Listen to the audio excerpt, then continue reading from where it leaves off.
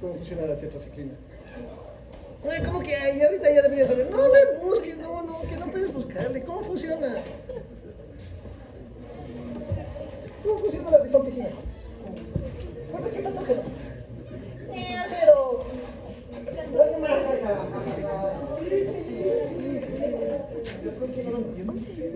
No, ¿por qué? Aquí sí.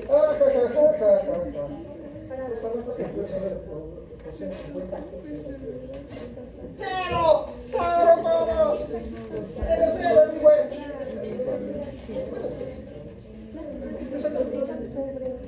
La penicilina, ¿tú sabes? ¿Cómo funciona la penicilina? Salió del padre. La penicilina, ni siquiera la penicilina. Y no me diste que pagando las cosas.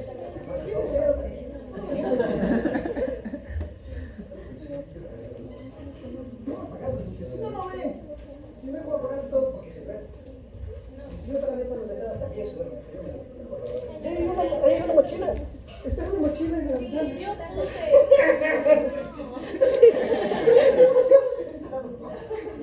No sean crueles. Y el control es bajo. Por favor, estudien los antibióticos. O sea, ya. Ya, en serio. O sea, ya. Ya mismo viene el examen. Y en el examen va a haber antibióticos. Y ustedes llorarán. Y yo reiré. Y después llorarán más y yo seguiré riendo. ¿Sí? Ya, vamos ahí. De esto ya vimos un poco. ¿Estreptococo es gran positivo o gran negativo? ¡Cero! No puede ser. Empezamos con los cocos gran positivos. ¿Sí? ¿Se acuerdan? Empezamos con el estudio de los gran positivos. Estreptococos y estafilococos son gran positivos. ¿Sí? Habíamos hablado de los estafilococos. ¿Te acuerdas factores de virulencia de los estafilococos? Ay, las catalasas, ATPasas. ATPasas. ¿Catalasas? Sí. Ajá, a ver, catalasas. No era. La catalasa. ¿Estafilococo tiene o no tiene catalasa? Es para identificar si es estafilococo entero. Ya, pero ¿tiene o no tiene catalasa? Sí, sí. Sí, no. ¿Sí tiene? Sí. No. Catalasa positiva, ¿no? He hecho 10 preguntas de forma aleatoria y no me tengo una. Ahora sí me asusté. Yo tengo como catalasa. Estafilococo, entonces, ¿tiene catalasa o no tiene catalasa? Sí tiene. Yo tengo como que sí tiene. Estafilococo. Estafilococo, sí. Positivo. Entonces sí. Sí tiene. Sí, sí, Sí, estaba bien. ¿Sí Sí. estaba bien? Sí. Está muy bien. Los estafilococos sí tienen. ¿Ya de acuerdo? Y esta subida la pusimos. No, esta no está subida. No. La he metido nuevamente. No, esta no está subida. Entonces, vimos estafilococos. ¿Sí? ¿Alguien me puede decir factores de virulencia de los estafilococos? Como las proteínas.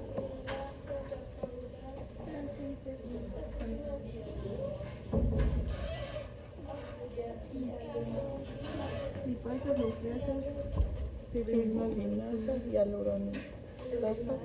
La que si no lo despide y el color. Por eso no entendía. ¿Pueden decirme tres enfermedades producidas por toxinas de los estafilococos?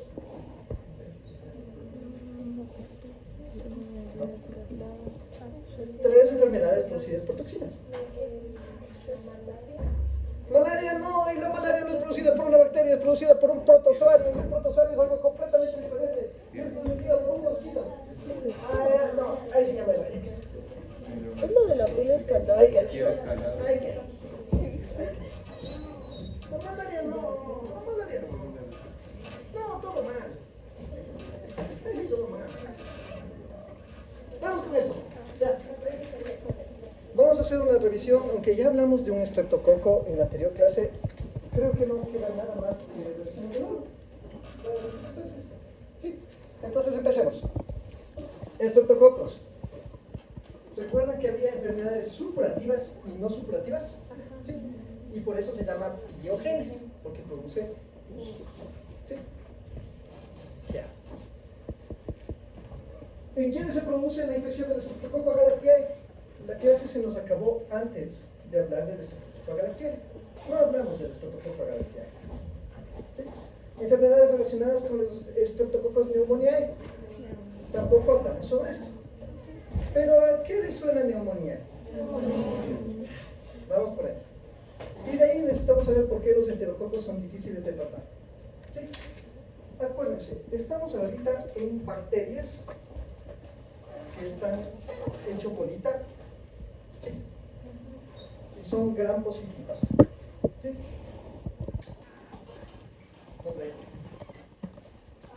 Hola. ¿Sí? ¿Puedes decirme en qué se diferencia una bacteria gram negativa de una gram positiva? Sí, porque la una es gram positiva y la otra gram negativa. Sí, pero molecularmente la pared, ¿cuál es la diferencia? ¿O por qué la una se tiñe y la otra no se tiñe? Más gruesa que. ¿Y la pared de qué está formada?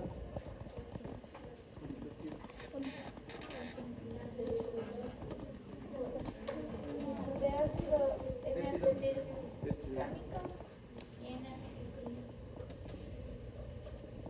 ¿Qué? Ácido N-acetilglucámico y N-acetilcolina.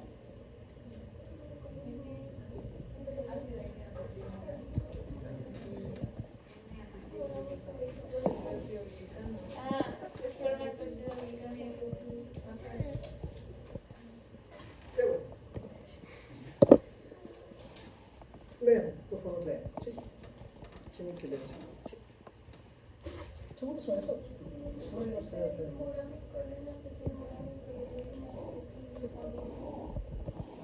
¿Sí, eso? Sí. ¿Y esas dos cadenas están unidas entre ellas? ¿Por qué? Por aminoácidos. ¿Y qué proteínas unen esos aminoácidos?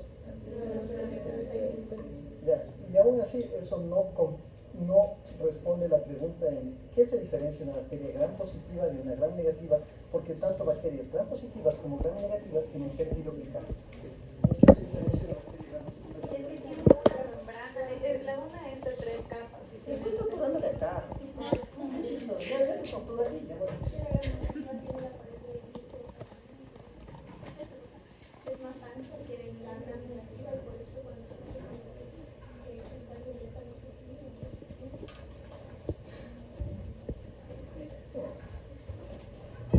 Sí, pero...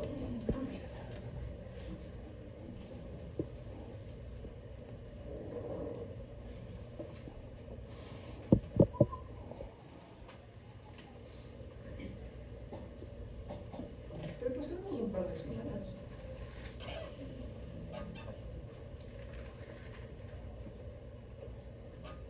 Sí, las gram positivas sí tienen una mayor capa de peptidoglicano, pero esa no es la única diferencia. Yo no diría tampoco que es la fundamental. La fundamental diferencia entre la gram negativa y la gram positiva es que la gram negativa tiene una doble membrana. Miren, tiene una membrana celular y sobre esa membrana hay otra membrana, hay una membrana externa y en el medio hay peptidoglicano. ¿Sí? Ambas tienen peptidoglicano.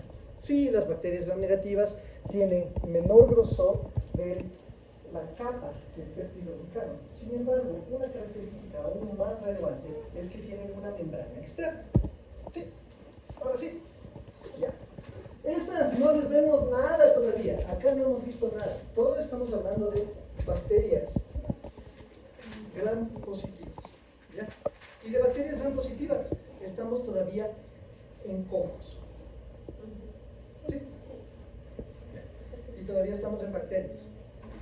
No hemos visto ni hongos ni protozoarios. Saludos. ¿Cómo funciona? ¿Cómo funcionan las proquinoronas?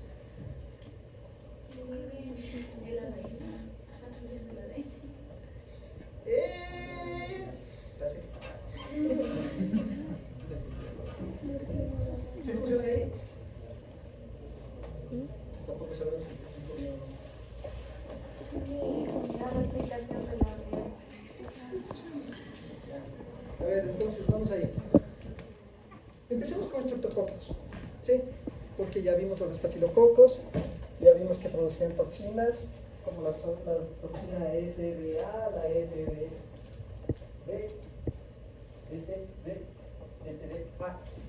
no, ETA, ETB, la toxina de shock tóxico y la endotoxina alfa, la S. Ya. Entonces, empezamos con estreptococos. Sabemos que ahora en cambio están en cadenas, ¿sí? Son aerobios facultativos, algunos requieren CO2, necesitan sangre para sobrevivir, y estos son catalasa negativos.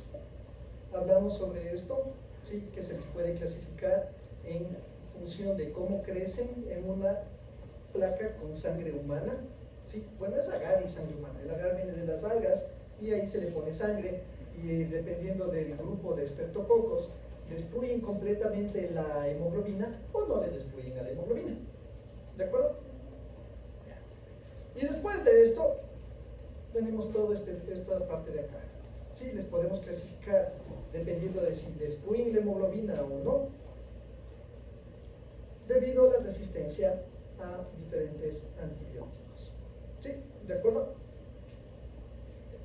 Y también hay esta clasificación de Lansford, que en algunos casos es bastante relevante, y tenemos que son el grupo A, el B, el C, el F, el G y el D.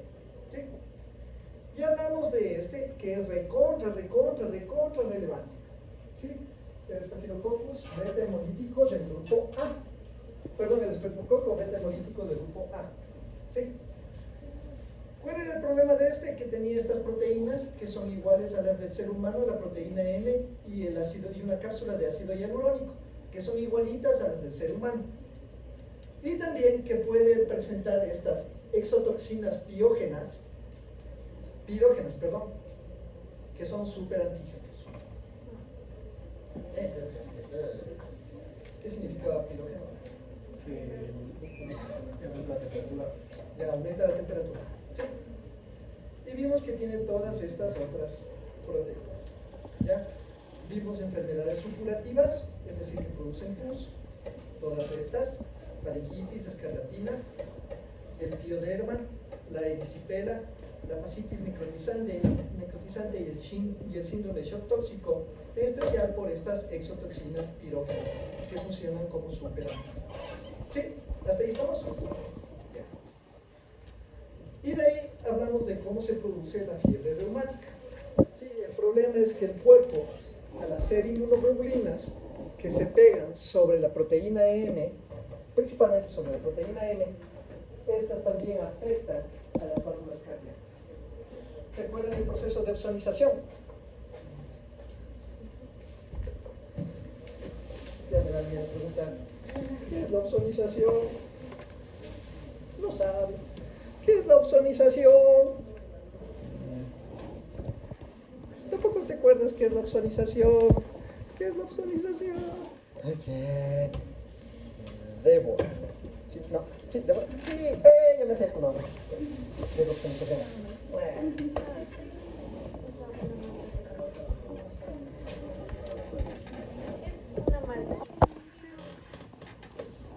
Es una inducción de fagocitosis mediada por la unión de una inmunoglobulina, ¿sí?, a un antígeno. En este caso no está unida a un antígeno, sino propiamente a una proteína de las válvulas cardíacas. ¿Sí? Acuérdense, yo utilizo bastantes términos coloquiales. Sí, es como si le pintara y de ahí va el macrófago y le come. ¿Cómo le pueden poner eso en el examen? Por favor, no le pongan así. Sí, ese es el concepto. Sí. Pero lo que está sucediendo es que una reacción antígeno-anticuerpo con una inmunoglobulina producida en el ser humano, o sea, una inmunoglobulina propia, produce un proceso de fagocitosis, la activación del macrófago y la consecuente inflamación. ¿Sí? Sí, en definitiva va el macrófago, pide ayuda y se come eso. Pero no podemos decir eso en el examen, ¿de acuerdo? Por eso les pido que lean los capítulos. Las clases les permite entender bien cuál es el proceso subyacente que está explicado en el capítulo. ¿De acuerdo? Ya. Y produce todo esto, problemas en las válvulas cardíacas, artritis migratorias, nódulos subcutáneos, la coronera de Sydenham. Revisarán, porque si capaz que se pregunta, no sé. ¿Cuál es la característica de la coronera de Sydenham? ¿Qué tienes espasmos cuando estás despierto y dejas de tener espasmos cuando te duermes? Sí, desaparece con el sueño. Está presente solamente en vigilia. ¿De acuerdo? El problema es que la unión de un antígeno con un anticuerpo ya se hace una macromolécula. Y esta macromolécula va a ocasionar un daño del glomérulo. ¿Sí? Si hay un daño del glomérulo, tengo una insuficiencia renal. Por eso nos dijo de insuficiencia renal.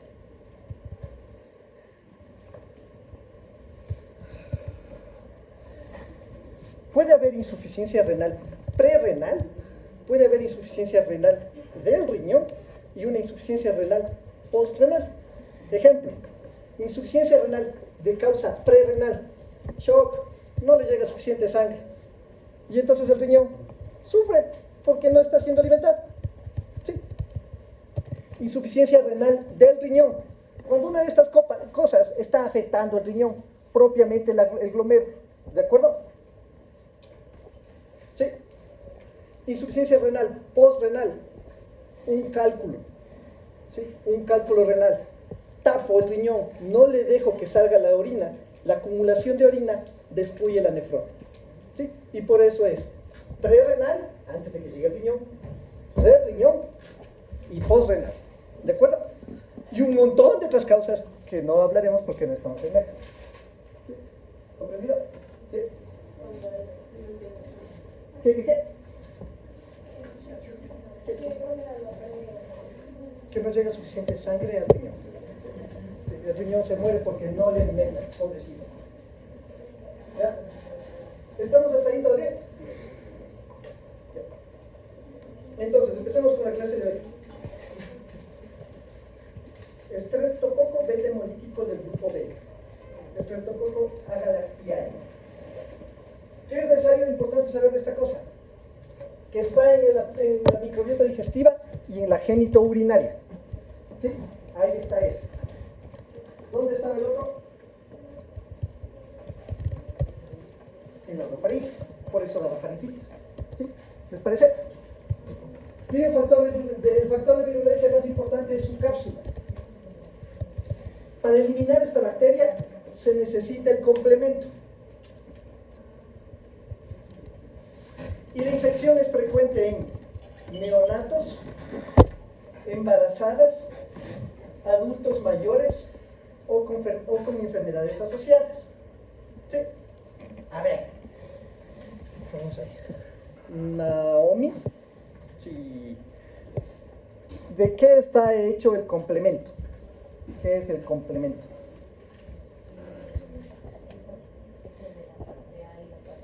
Pero esta parte A y la parte B, ¿qué son? Químicamente, ¿qué son?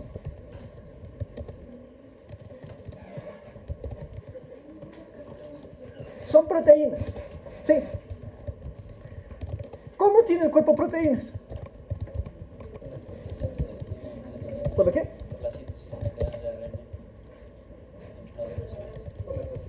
O sea, sí, pero y para hacer una proteína, ¿cómo le haces en el ribosoma? ¿Cuál es la materia prima de esta proteína? Ese es el marco de lectura, en función de eso hace. Pero la materia prima para la proteína, aminoácidos. ¿Y de dónde obtienen ustedes aminoácidos?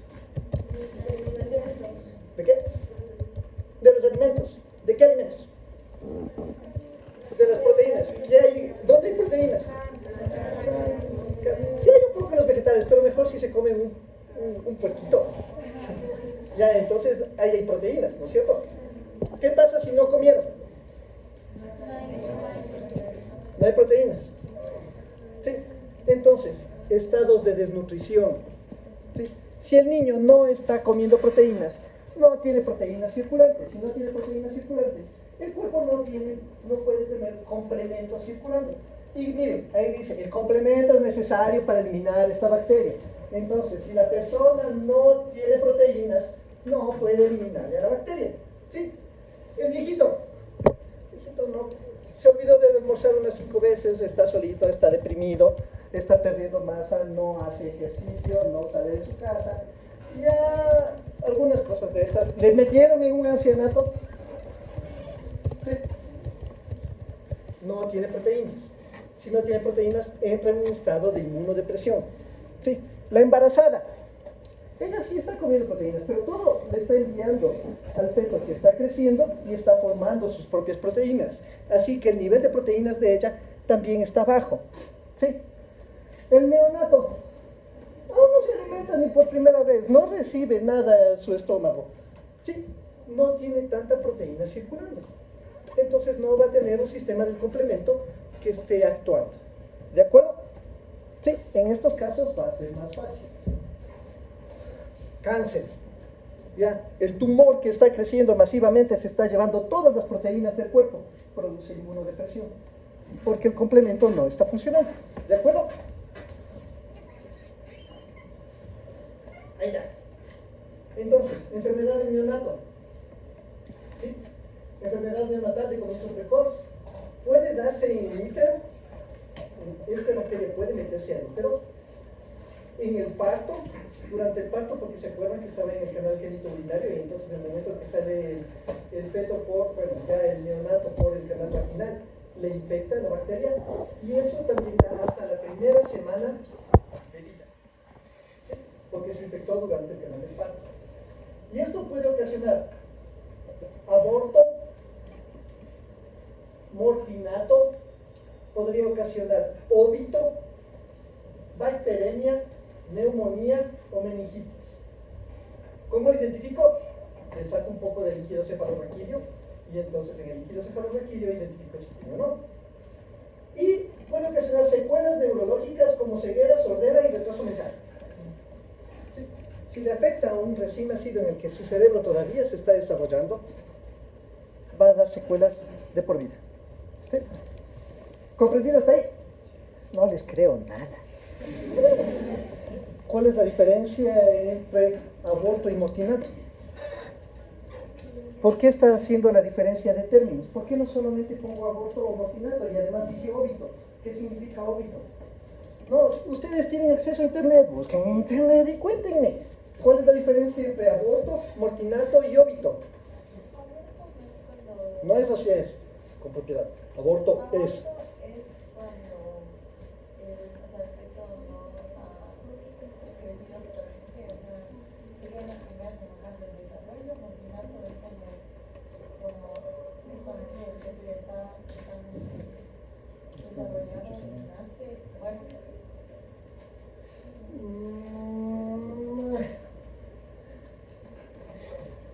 No, porque eso más. Ahí están mezclando términos. Hay otro concepto que es retardo del crecimiento intrauterino, ¿sí? Y el aborto se refiere a un tiempo específico, ¿sí? Porque es en las primeras. ¿Y por qué no dije óbito? ¿Y desde cuándo es aborto? ¿Y por qué no es muerte fetal? ¿Sí? Eso es lo que les estoy preguntando. ¿Desde qué fecha se dice aborto? Antes de la primera mitad. Ahí dicen semanas. En medicina se habla en semanas, no hay meses. 20 semanas. Tú haces el cálculo semanas, la paciente te dice en meses y tú haces el cambio y ahí estás haciendo todo el cálculo mientras haces la consulta. Pero hace semanas. ¿Cuántas semanas? Hasta el sexto día dice. 24 semanas de gestación. Dice 20 semanas de embarazo. Mortinato dice hasta las 28 semanas. Sí. ¿Y aborto? Aborto 24 semanas. ¿Sí? Ya. ¿Y óbito? Muerte, eso es muerte. Es solamente muerte en el interior del abdomen, ¿sí? En el útero. Y es muerte intrauterina. ¿Sí? También dice que está el óbito es cuando se muere al danza de la vida. O durante el nacimiento. ¿Sí? ¿De acuerdo? ¿Mejor? ¿Sí? 24 semanas. Aborto, menos de 24 semanas. ¿Sí? Después de eso se le considera muerte fetal. ¿Ya? Y mortinato es que nació muerto. Se da todo el proceso de nacimiento, ¿sí? Pero nace muerto. ¿De acuerdo? Ya, eso hace esta bacteria.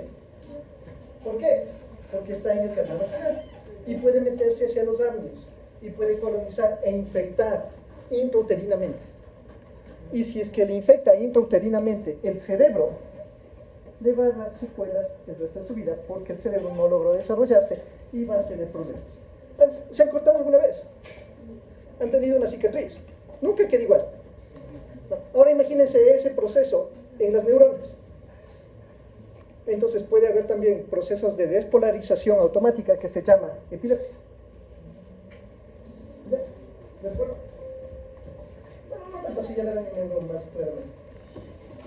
Enfermedad neonatal de comienzo tardío, sí. En cambio aquí aparece después de la primera semana hasta los 3 meses. Puede presentarse con bacteremia y meningitis. ¿Qué es meningitis? ¿Qué es meningitis? No es, sí es. Meningitis es.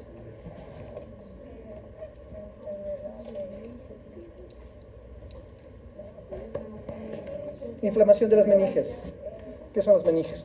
La vía madre, la dura madre, la media. ¿Esas son cuáles son? Pero ¿qué son las meninges? Las que protegen a la media. Son capas de tejido que están envolviendo el sistema nervioso. ¿Sí? ¿De acuerdo? Ya. Y va a dar complicaciones neurológicas. ¿Sí? También puede dar complicaciones neurológicas. Infecciones en mujeres embarazadas, eso es un pleonasmo.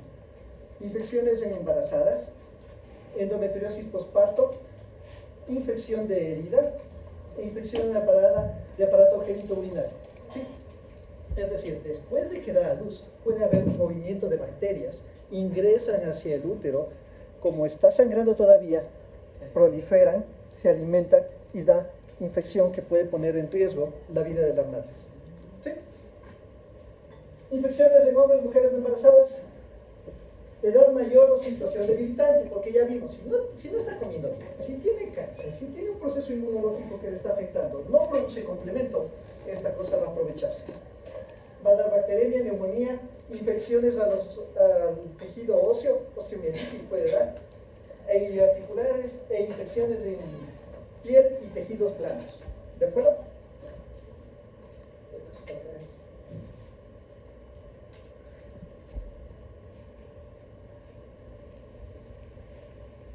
Laboratorio de Mecca. Ahí verán esto. Prueba de campo. ¿Ya? Con la prueba de campo puedes identificar el Streptococcus agalactiae. ¿De qué se trata? El Streptococcus agalactiae logra hacer una hemólisis completa cuando se le cría en presencia del Staphylococcus aureus, porque como que le predigiere a la sangre y entonces el Streptococcus agalactiae puede continuar el proceso metabólico. ¿Sí? Miren, aquí se sembró listeria y esta no logró continuar, por eso no se le ve la destrucción de los hematíes. Sí puede. Si le dan una ayudita, se come el hematí. ¿De acuerdo? Esa es la prueba de campo para identificar específicamente que se trata del Streptococcus agalactiae.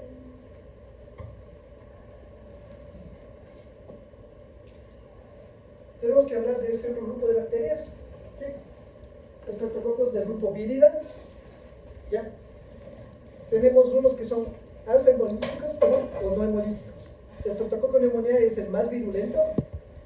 Coloniza orofaringe, aparato digestivo y genitourinario, y algunas cepas son resistentes a la penicilina. ¿Ya? Entonces hay Streptococcus anginosus, que da abscesos cerebrales, orofaringeos y de la cavidad peritoneal.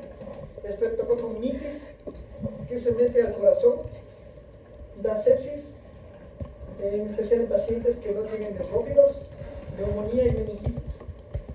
¿Alguien ha tenido alguna vez una caries? Streptococcus mutans es el que ocasiona caries dentaris, ¿sí? Y a veces puede ocasionar bacteremia también. Si hace un absceso, se baja.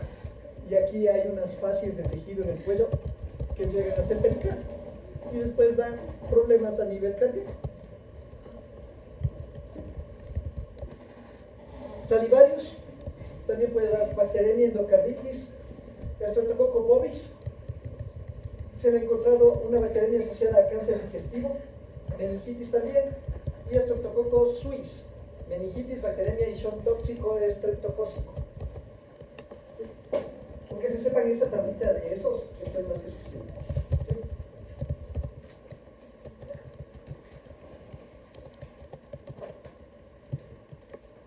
Streptococcus pneumoniae. ¿Ya? Vamos con eso. se le llama neumococo. Causa de mortalidad. Sí, neumococo.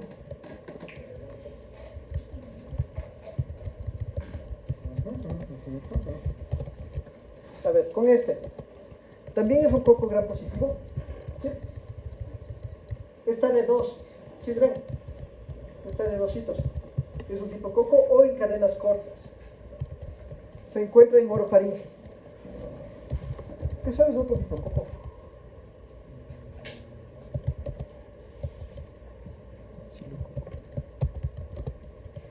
Otro tipo coco. Otro tipo coco.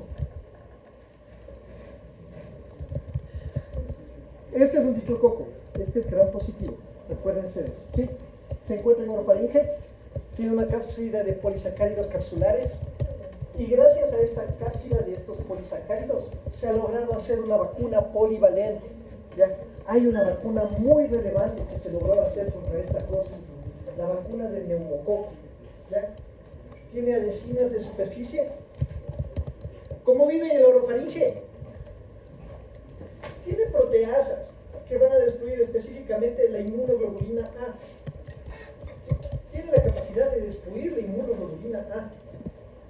Tiene neumonicina y la fosforilcolina. Neumonicina es necesario que explique para qué sirve. Destruye los neumocitos. Les hace lisis a los neumocitos. ¿Cuál es el asunto con esto? Causa meningitis y mata a niños menores de 5 años. Un montón, pero un montón. ¿Ya? A tal punto que en África existe un cinturón que se le considera los países más propensos a meningitis, ¿ya? Y está justo por debajo del Sahara. ¿Dónde se encuentra Costa de Marfil? ¿Con quién limita Costa de Marfil? Límites de Nigeria.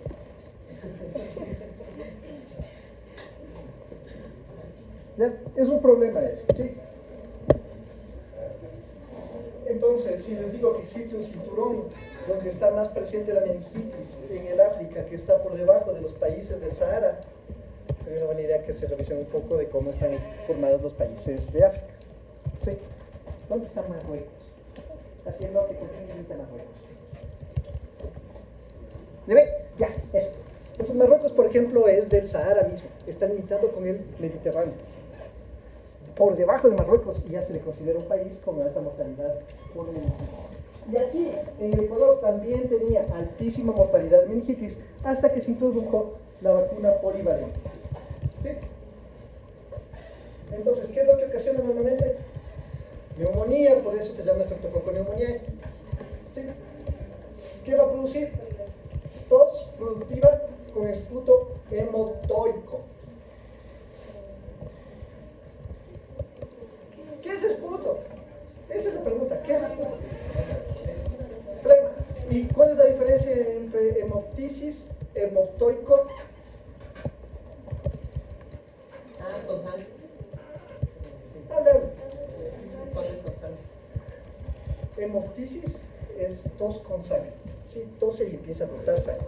Hemoptoico sale la flema verdoso con puntos de sanguinolientos. ¿Sí? Hematemesis, vómito de sangre. ¿De acuerdo?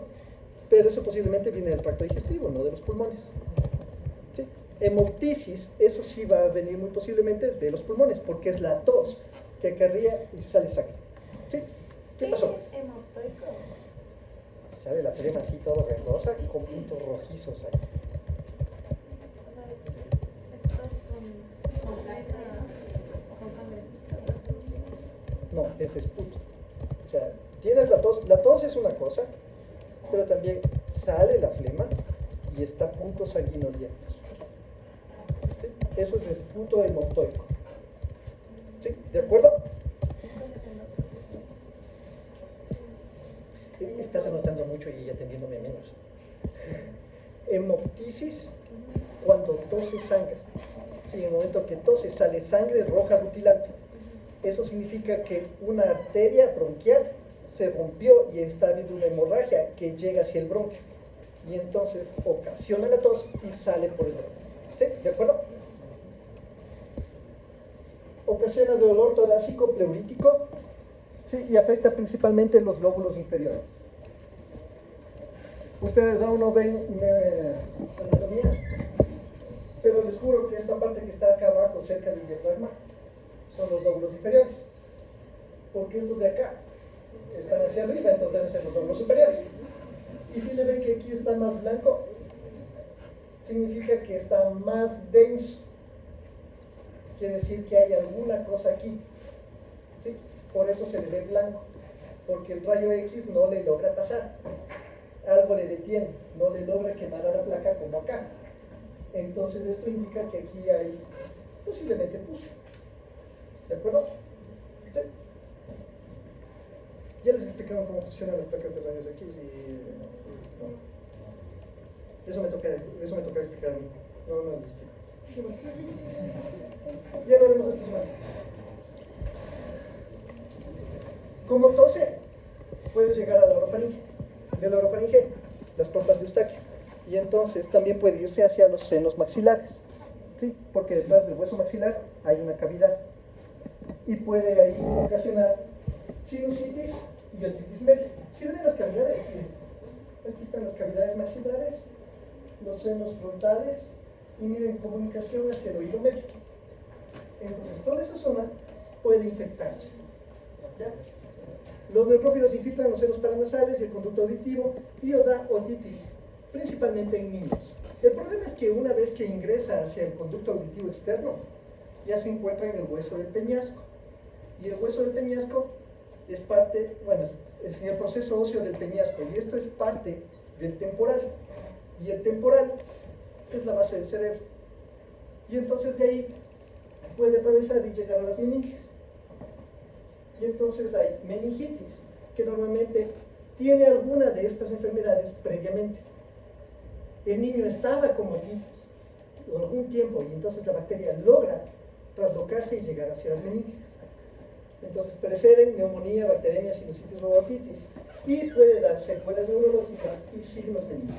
Y ocasionaba alta mortalidad en menores de 5 años principalmente. ¿Sí? ¿Cómo lo identifico? Ahí hay una forma. El Streptococcus pneumoniae no soporta la optoquina, entonces no logra crecer cerca del disco de optoquina. ¿Sí? Ese es otro, esa es la reacción de Calum, que mezcla de la cepa a estudiarse más... Ustedes ponen anticuerpos ya fabricados contra Streptococcus pneumoniae. Y si es que esto es Streptococcus pneumoniae, los anticuerpos se pegan a la bacteria. Y como se pegan a la bacteria, la tinción no logra tener la bacteria, porque el anticuerpo mecánicamente le aleja de la tinción. ¿Sí? ¿Se acuerdan que esas eran las funciones de las inmunoglobulinas? Funciones de las inmunoglobulinas. Activar.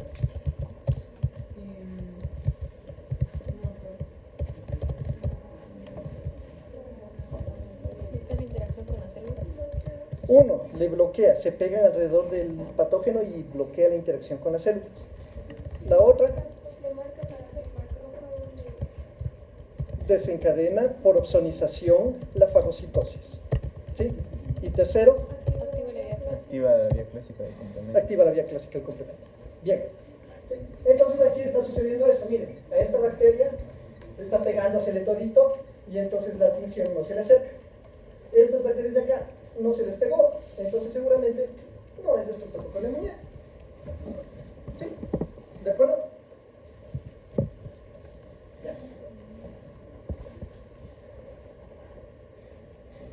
Ya, aquí no debería decir ningún tipo de nombre comercial, solo para mencionarles, existen vacunas para 13 variantes del neumococo y ese es un problema.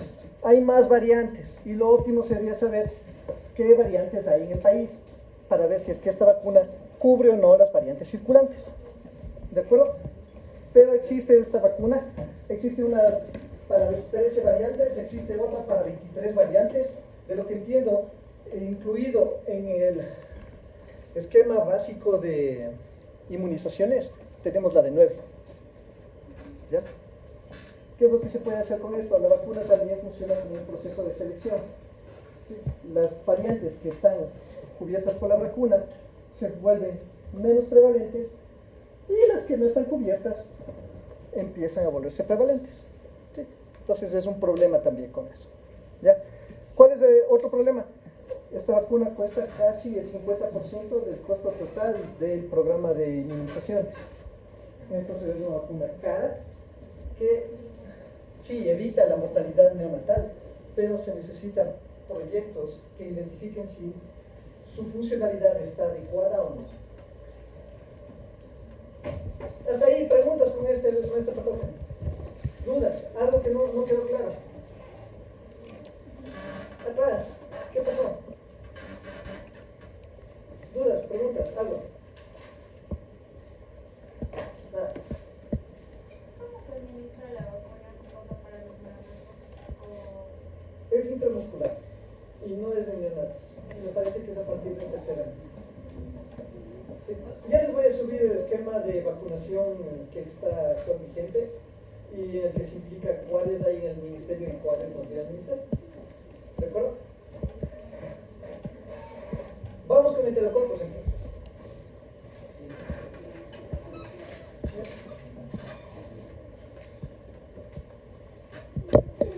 No hay mayor cosa. Son cocos positivos en parejas o en cadenas cortas. Son catalasa negativos. ¿Sí? Previamente se les mencionaba como grupo D por su antígeno. Colonizan el aparato digestivo y tenemos Enterococcus faecalis, Enterococcus faecium, Enterococcus gallinarum y Enterococcus caseiflavum.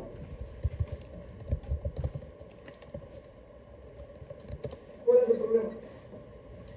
Hacen biopelículas, otra vez. ¿Sí?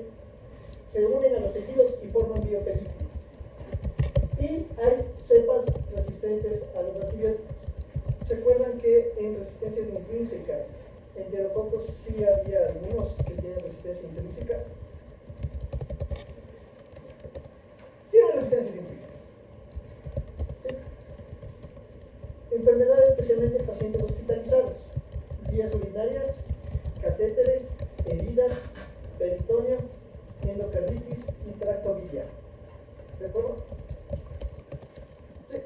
No.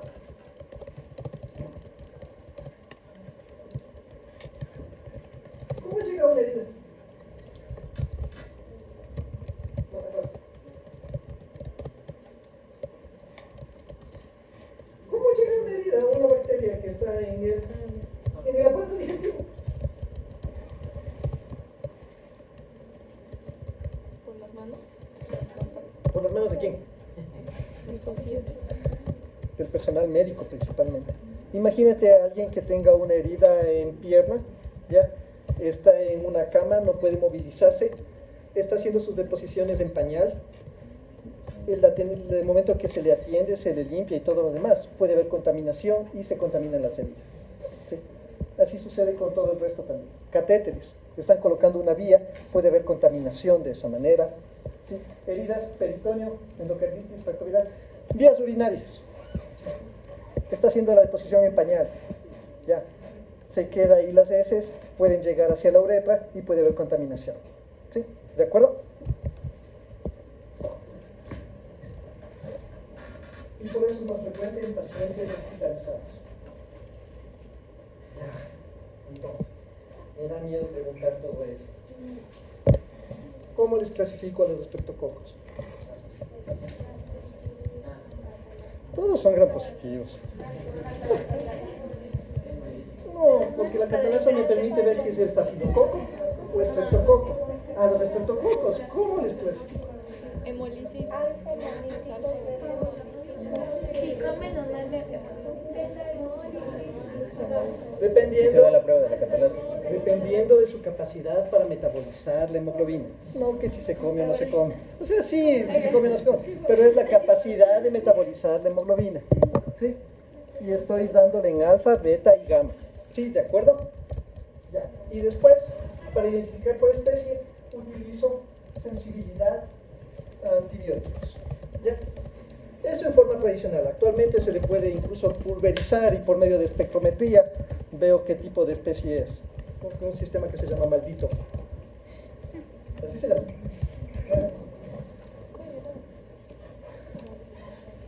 Una enfermedad supurativa. Dime una enfermedad supurativa del pío. La faringitis. ¿Se acuerdan que ocasionaba faringitis? Y además les puse una imagen grandota con unas amígdalas enormes, llenas de pus, para que se acuerden que el estreptococo Diógenes produce pus. ¿Sí? ¿De acuerdo? Ya. Y las no supurativas, que está compuesta principalmente por un problema a nivel cardíaco y un problema renal. ¿Sí? Es muy relevante lo del problema renal. Disminuye la esperanza de vida de ciertos grupos hasta 40 años.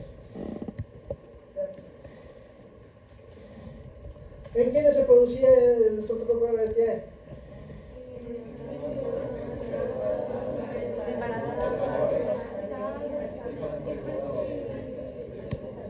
Inmunocomprometidos, adultos mayores, embarazadas y neonatos. Súper grave en neonatos embarazados.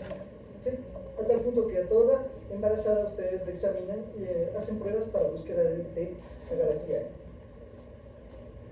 Enfermedades relacionadas con neumonía. La meningitis sí es la de acá, pero empezó por la de neumonía, sinusitis, meningitis. Ya. ¿Por qué los enterococos son difíciles de matar? Dos razones. Muy bien. Resistencia intrínseca y la otra. Forman biofilms. Sí, acuérdense. Formaron biofilms es como si construyeran esta casa y se quedan en el medio. El antibiótico no entra por la puerta. Literalmente, construyen, producen materia inerte alrededor de ellos.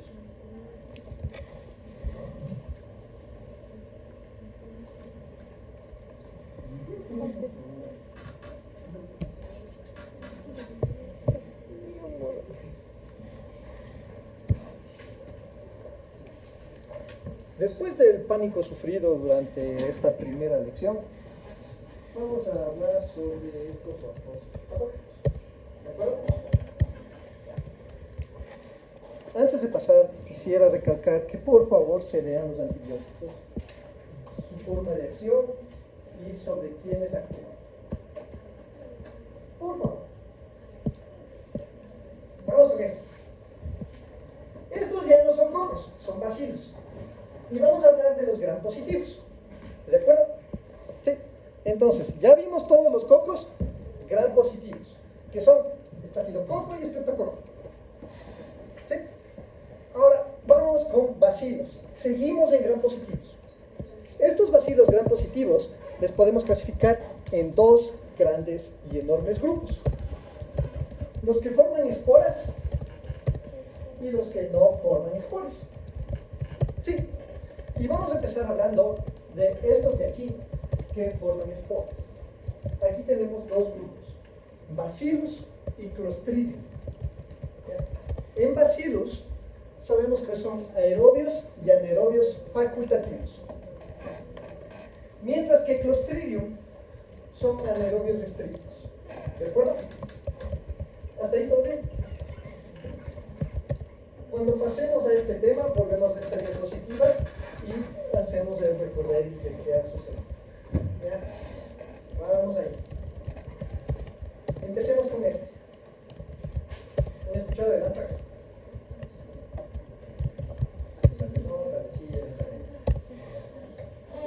En todo caso, es un bacilo gram positivo que forma esporas, ¿ya?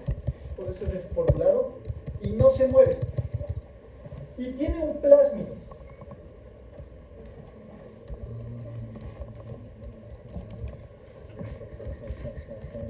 Ayúdame con tu nombre, siempre me olvido. Maite. ¡Maite! No. ¿Qué es un plásmido? ¿Qué es el qué? Un plásmido. ¿Qué es un plásmido? Tú tienes un ratito mal. Y está mal. Ahora sí que. Es una persona extra de la ley. Pero ¿Qué es esto extra? ¿A qué defines como extra? que no está dentro del, no, es como, o sea, que no está dentro del, No es que no mala palabra. ajá, no está dentro de la, ¿cómo se puede decir? Del ADN de la bacteria, o sea, es un, Si es ADN y es bacteriano. es foráneo. Mi abuelito que vino desde material genético extracromosomal, porque no pertenece al cromosoma de la bacteria, sino que es material genético, es ADN, que está por ahí mismo, pero es ADN, y si es de la bacteria, entonces es ADN extracromosomal circularizado, que usualmente presenta genes. Ya sabemos que es un gen. Un gen, el paradigma clásico que ya les habrá hablado, no sé, que ya les hablarán en biología molecular, indica que un gen, una proteína, paradigma clásico, no siempre es así, pero suelen tener o genes de resistencia o factores de virulencia. ¿De acuerdo? ¿Sí? ¿Hasta ahí estamos? Ya. Y entre estos tenemos el antígeno protector. Sí, en este plásmido, el PXO1, que está codificado el antígeno protector, el factor de edema y el factor letal. Con eso ya tenemos una idea de qué hace, ¿no? ¿Sí? Y aparte de eso, Bacillus anthrax tiene una cápside polipeptídica que forma ácido glutámico, ¿sí? Formada de ácido glutámico, y está codificada en un plásmido PXO2, unos tres componentes que son el CAP-A, CAP-B y CAP-C, que son proteínas de la cápside A, proteína de la cápside B, proteínas de la cápside C. Por eso se llaman CAP. ¿Sí? ¿Hasta ahí todavía? Ahora, miren, este es el problema.